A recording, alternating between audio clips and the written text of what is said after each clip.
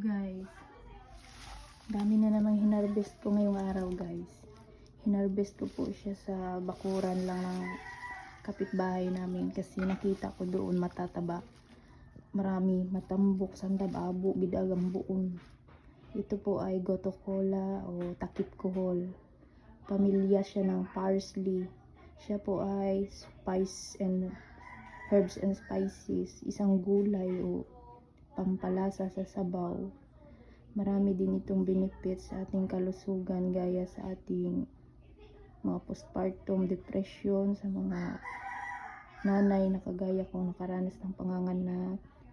At nakakatulong din ito sa depression.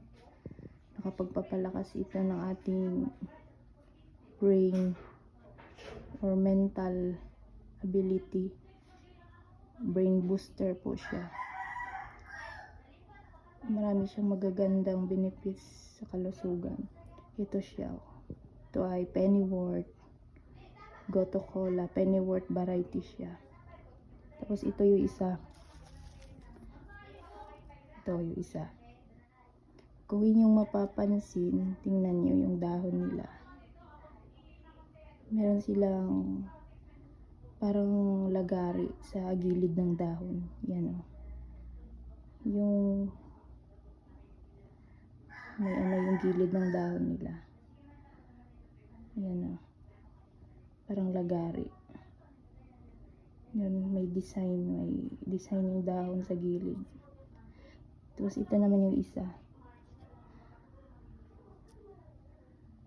Yan. Magkaiba sila. Pero magkapamilya lang sila. Family sila.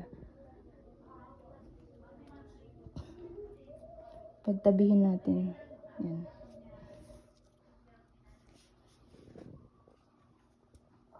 Pagtabihin natin yung dahon.